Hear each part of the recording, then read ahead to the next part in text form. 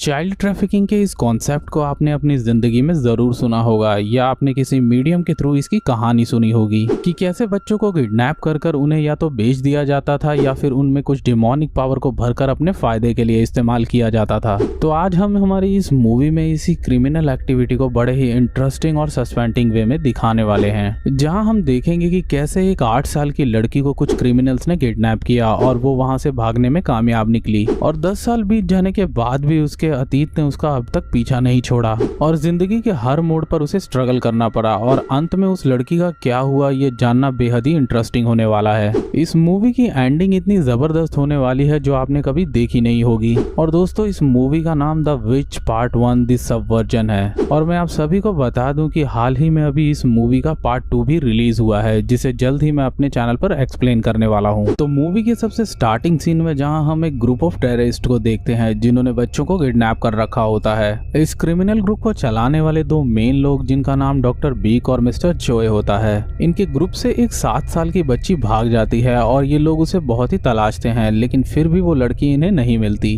वो लड़की बुरी तरह से इंजर्ड थी और ये लोग उसे मरा हुआ मान चुके थे, क्योंकि भला एक 8 साल की लड़की जो फुली इंजर्ड थी वो आखिर कितने समय तक खुद को सरवाइव कर सकती थी। लेकिन उनका ये प्रेडिक्शन गलत था। वो लड़की एक खेत में बेहोश पड़ी रही। खेत के मालिक मिस्टर गो ने उसे अगली सुबह वहां नोटिस किया और भागते हुए आए। वो उस लड़की को उठाकर अपने घर ले आए और वहां उसका इलाज करवाया। अब डॉक्टर के मुताबिक उसकी कंडीशन कुछ ज्यादा सीरियस नहीं थी, तो डॉक्टर मिस्टर गो को कहते हैं कि जल्दी ये होश में आ जाएगी। अब यहाँ पर डॉक्टर ने उनसे एक सवाल किया कि इसके होश में आ जाने के बाद आप इसका क्या करेंगे। मिस्टर गो ने इसके सवाल पर सोचा और ये सीन यहाँ से सीधा शिफ्ट होता है 10 साल बाद का। अब उस घटना को बीते 10 साल गुजर चुके थे। अब स्टार्टिंग सीन में हम एक लड़की को देखते हैं जिसका नाम जायून होता है, जो कि थोड़ी शरारती किस्म की थी। वो एक दुकान से कुछ बोरियां बिना दुकान के मालिक को बताए ले जाती है। वो स्मार्ट और क्लेवर दोनों थी। उसके नॉटीनेस में कई और हरकतें भी शामिल थी, जैसे बिना ड्राइविंग लाइसेंस के गाड़ी चलाना। वो अपनी गाड़ी लिए खेतों के बीच एक घर के पास पहुंचती है जहां हम मिस्टर गू को देखते हैं और अब हमें यहाँ पता चलता है कि जायून वही लड़की है जिसका मिस्टर गू ने इलाज करवाया था, जिसके बाद उस लड़की को मिस्टर एंड मिसेस गू ने अडॉप्ट कर लिया था।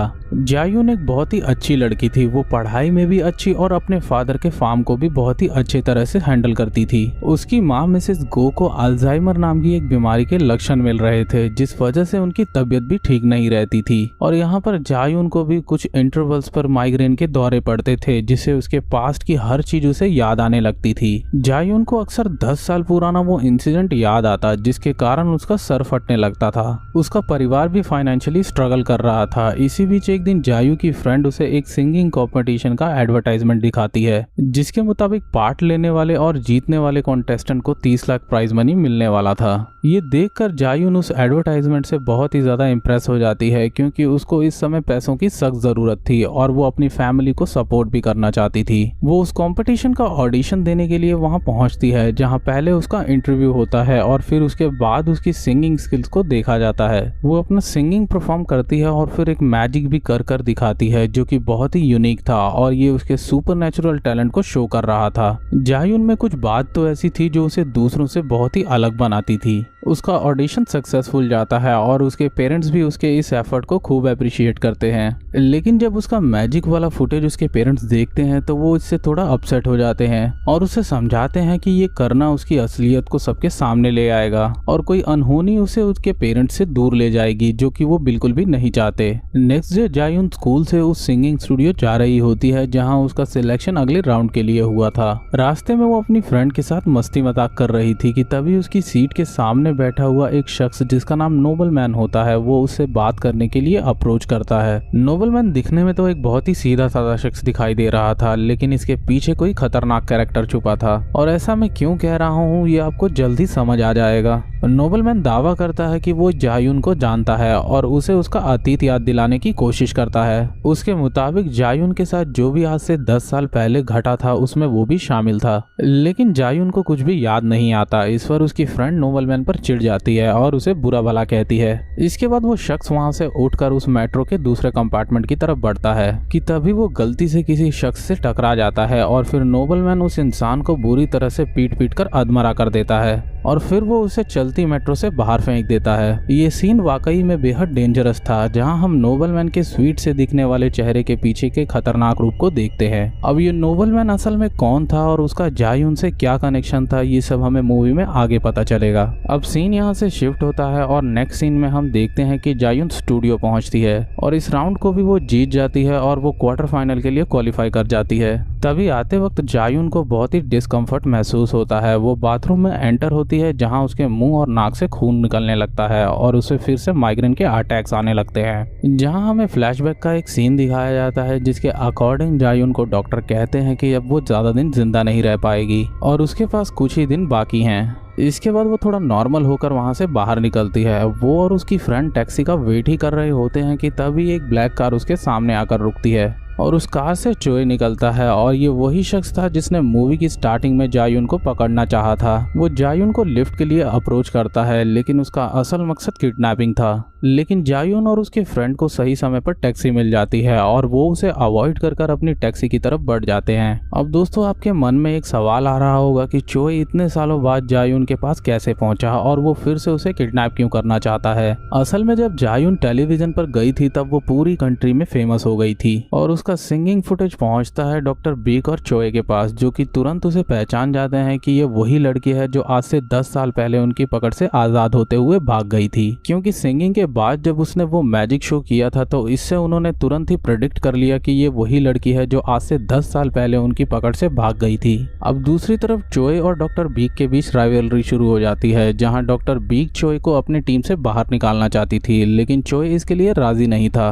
खैर अब सीन यहाँ से शिफ्ट होता है और जायुन बस स्टैंड पर उतरती है और बस का इंतजार कर रही होती है कि तभी नोबलमैन की गाड़ी उसके करीब आती है और वो भी उसे लिफ्ट देने के लिए अप्रोच करता है और जब वो इसे डिनाई करती है तब नोबलमैन उसकी फैमिली की उसे याद दिलाता है कि उनकी जान को भी खतरा बन सकता है। ये सुनते ही जायुन सीधा अपने घर की तरफ भागती है और उसकी फ्रेंड भी अपने फादर को फोन करती है जो कि पुलिस में थे। घर पहुंचकर अपने माता पिता को नॉर्मल देखकर उसकी जान में जान आती है और जायुन को वो लोग वापस से किडनैप करने की पूरी तैयारी में थे, जैसा कि मैंने मूवी के स्टार्टिंग में ही बताया था। उसी रात जब उसकी फैमिली के सभी लोग सो रहे थे तो जायुन को फिर से माइग्रेन का दौरा पड़ता है। वो अपना सर पकड़कर रोने लगती है और उसकी फ्रेंड उस वक्त वॉशरूम के लिए बाहर जाती है। कुछ ही देर में जायुन को बाहर से हल्की सी आवाज आती है जिससे वो उठकर बैठ जाती है कि तभी उस पर एक आदमी गन पॉइंट कर लेता है और एक शख्स ने उसकी फ्रेंड की गर्दन पर भी चाकू रखा हुआ था। और दोस्तों ये वही आदमी था जो जायुन को किडनैप करना चाहता था और आधी रात में ये जायुन के घर में घुस आया था।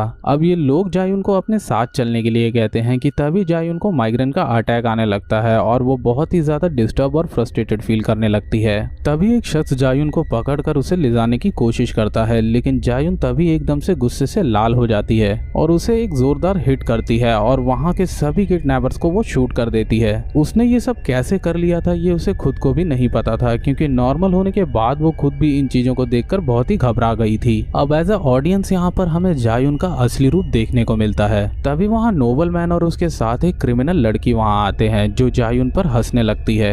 यहाँ पर नोबलमैन कहता है कि देखा मैंने कहा था ना कि तुम वही लड़की हो जो आज से 10 साल पहले भाग गई थी। तुम हम सबसे एबनॉर्मल हो, तुम्हारे पास सुपर नेचुरल पावर्स हैं और इसीलिए हम तुम्हारे पीछे पड़े हैं। अब यहाँ पर ना तो जायुन को अपने पास्ट के बारे में याद था और ना ही उसे अपनी शक्तियों के बारे में कुछ भी पता था। इसके बाद नोबलमैन उसे धमकी देता है कि जायुन उसके साथ चले वरना वो उसकी फैमिली और पेरेंट्स को मार देगा और अगर वो उसके साथ चलती है तो उसकी याददाश्त भी वापस आ जाएगी। अपने पेरेंट्स के खातिर जायुन चलने को तैयार हो जाती है। वो उनके साथ कार में बैठती है और वो लोग उसे एक रिसर्च लेबोरेटरी में लेकर जाते हैं जहां उसका सामना होता है डॉक्टर बीक से। डॉक्टर बीक उसे देखकर बहुत ही खुश होती हैं और उससे कहती हैं कि मुझे लगा था कि तुम मर गई हो लेकिन तुम्हें नेशनल टेलीविजन पर देखकर मेरी होप फिर से लौट आई। जब तुमने वो मैजिक किया तब हमें यकीन हो गया कि तुम वही हो। पर जायुन को कुछ भी अभी तक याद नहीं आ रहा था और उसके मुंह और नाक से फिर से ब्लड निकलने लगता है। ऑफिस रूम से इंस्ट्रक्ट कर रही डॉक्टर बीक उस पर हंसती है और अपने डॉक्टर को उसे इंजेक्ट करने का ऑर्डर देती है। वो डॉक्टर उसकी गर्दन पर इंजेक्शन लगाता है। तभी डॉक्टर बीक उससे कहती हैं कि अब तुम्हें सब याद आ जाएगा और अब तुम एक विच बन चुकी हो और तुम्हें अपनी सुपर नेचुरल पावर का एहसास हो जाएगा, लेकिन इस इंजेक्शन का अब तुम्हें रेगुलर डोज नहीं मिलेगा, जिससे तुम्हारी बॉडी के हर हिस्से से खून निकलना स्टार्ट हो जाएगा। डॉक्टर बीक का असली मकसद था कि जायुन को उस इंजेक्शन के सहारे उसकी पावर्स को याद दिलाना और फिर उसकी पावर्स को खुद के फायदे के लिए इस्तेमाल करना। लेकिन अब यहाँ पर एक सबसे बड़ा सस्पेंस निकलकर सामने आता है। जायुन हंसने लगती है और उससे कहती है कि तुम्हें क्या लगा था कि तुम मुझे यहाँ लाई हो? तो तुम बिल्कुल ही गलत हो। मैं खुद यहाँ पर आना चाहती थी ताकि तुम मुझे ये इंजेक्शन लगा सको और मेरी जिंदगी का एक और महीना बढ़ जाएगा, क्योंकि कुछ ही दिनों में मेरी बीमारी की वजह से मौत होने वाली थी। लेकिन तुमने मेरा काम आसान कर दिया। इसके बाद जायुन अपने डेंजरस हिट्स के जरिए डॉक्टर्स को मार देती है और फिर रिसर्च लैब के सभी लोगों को एक एक करके मारने लगती है। अब दोस्तों यहाँ पर मैं मूवी का प्लॉट हल्का सा आपको एक्सप्लेन करने वाला हूँ। जैसे इस मूवी में जो विच है वो जायुन ही है और 8 साल की एज में वो उनके जाल से भाग गई थी। वो एक विच चाइल्ड थी और उसके अंदर सुपरनैचुरल पावर्स थी। इसी वजह से उसने उनके ग्रुप के कई लोगों को मार दिया और खुद भी इंजर्ड होकर खेत में पड़ी रही। उसे उसका पास्ट बिल्कुल अच्छे तरीके से याद था। और यहाँ पर एक और सस्पेंस से पर्दा हटता है। उसने सिंगिंग कंपटीशन में पार्ट फाइनेंशियली सपोर्ट के लिए नहीं बल्कि डॉक्टर बीक तक पहुँचने के लिए किया था और उससे बदला लेने के लिए ये सब उसका वेल मेड प्लान था।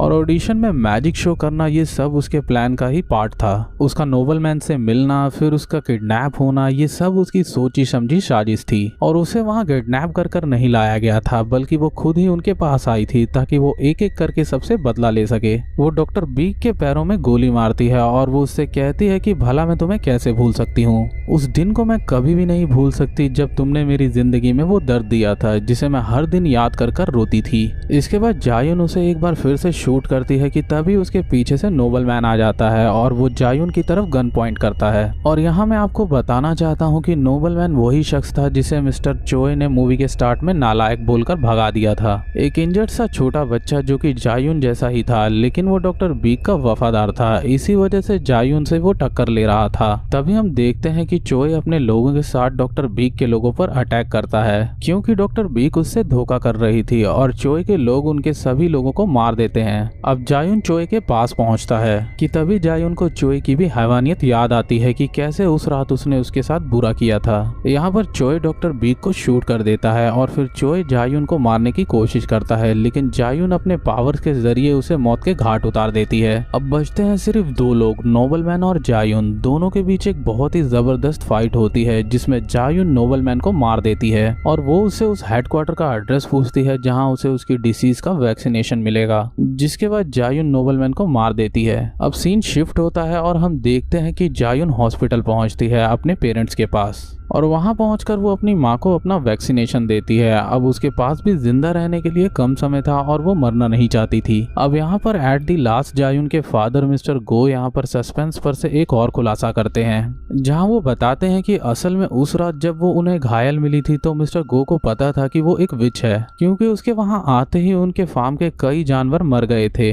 वो उसे कहीं दूर भेज देना चाहते थे, लेकिन मिसेस गो ने फोर्स किया जायुन को पालने और अपने साथ रखने का। ये सुनने के बाद जायुन और उसके फादर इमोशनल हो जाते हैं। जायुन कहती है कि वो उनके पास दोबारा जरूर लौटेगी। इसके बाद हम मूवी के बिल्कुल एंड में पहुंच जाते हैं जहां हमें 3 मंथ आगे का समय दिखाया जाता है और जायुन को हेडक्वार्टर का एड्रेस मिल चुका था। वो हेडक्वार्टर पहुंचती है जहां पर हेडक्वार्टर ऑपरेट करने वाली डॉक्टर बीक की हमशक्ल बहन होती है, जिसे जायुन की तबाही के बारे में पता चल चुका था। वो अंदर से उससे बहुत ही डरी हुई थी, जिस वजह से वो जायुन को वैक्सीनेशन दे देती है जो कि परमानेंट है और जिससे जायुन मरने से बच जाएगी। और वहीं पास में खड़ी डॉक्टर बीक की बहन की असिस्टेंट जायुन पर हमला करने की कोशिश करती है, जिस पर जायुन कहती है कि अगर तुमने मुझे छुआ भी तो मैं तुम्हारा भेजा उड़ा दूंगी। और उसके इतना कहते ही ये मूवी यहीं पर खत्म हो जाती है। तो उम्मीद करता हूँ दोस्तों आप लोगों को वीडियो पसंद आई होगी। अगर वीडियो पसंद आई हो तो वीडियो को लाइक करें, शेयर करें। चैनल पे नए हैं तो चैनल को सब्सक्राइब करके नोटिफिकेशन को ऑल पे प्रेस करें ऐसी और भी वीडियोस पाने के लिए।